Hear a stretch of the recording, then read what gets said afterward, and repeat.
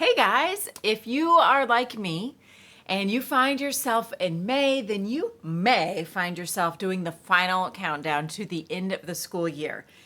I personally can't do that because all I have on my brain and surrounding me is art show stuff. Our art show countdown has begun. It is actually 14 days away, but after the art show is over, then the final countdown for me will begin. So if you're like me and you do an art show at the end of the year, or you're just wrapping things up and you only have a couple of more art classes with your students, you may have noticed that behavior is getting a little lax. It's changed quite a bit. So, to continue to motivate my students to be the very best artist that I know they can be, we have been cashing in our behavior points clips. Now, I have a totally separate Art Teacher in 101 all about our behavior point system. But if you know me, you know I am a little miss inconsistent. I am having a hard time keeping up with the clips. The kids,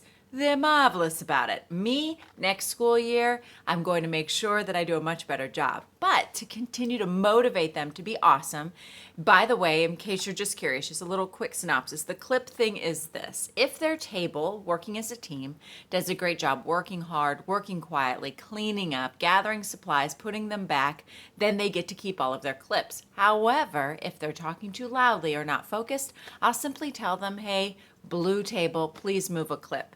If they move a clip to the red, then you know, things aren't going so well, but they still have lots of clips that they can keep. At the end of art class, we keep a tally of their table clips from class to class.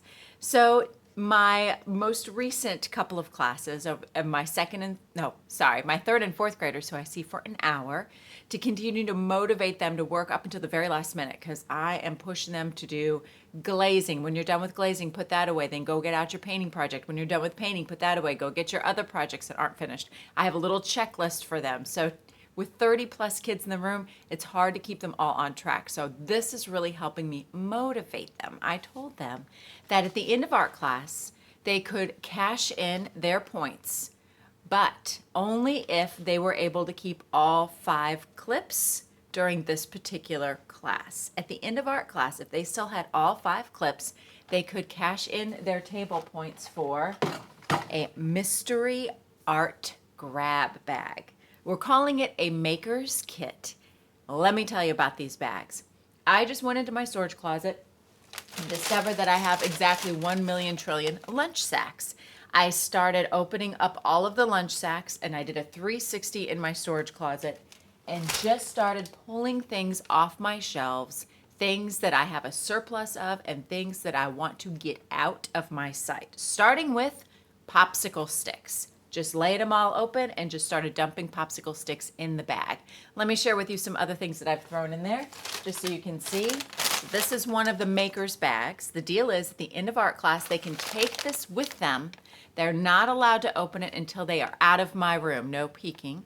Inside this bag are all kinds of things for them to make something with to get them started.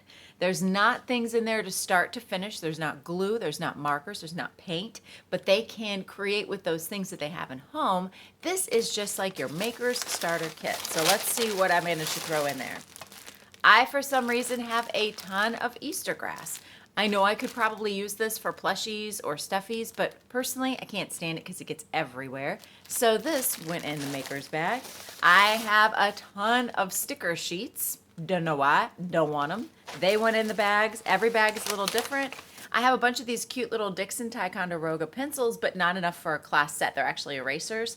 So those went in the bag. Also in here, googly eyes, popsicle sticks, like I mentioned, clothespins, and pom-poms. I was just taking handfuls of stuff and throwing it in the bag. The cool thing is that each bag's a little bit different. The kids can then swap supplies or use what they have, or like I said, supplement it. Got one of these cones that the yarn happened to be on and I was saving them, but I only had enough, like 10, and I don't buy this kind of yarn anymore, so that went in the bag. Again, googly eyes, popsicle sticks, pom-poms, pipe cleaners, and I recently was given a box of ribbon.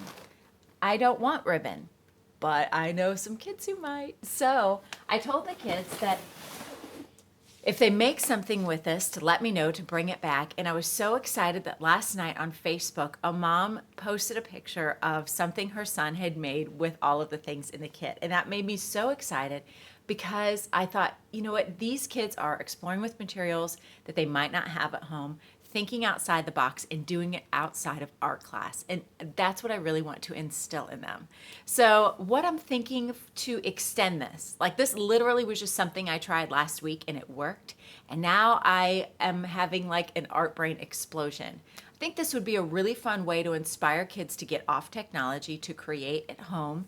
And what I'm thinking for next year is to perhaps have a little bit of a contest, whether they share it online and use a certain hashtag, or they bring it back in and we have a little gallery of their maker kit creations and we kind of have to vote on whose looks super awesome for maybe some sort of other prize. So those are just some ideas I'm kicking around for next year.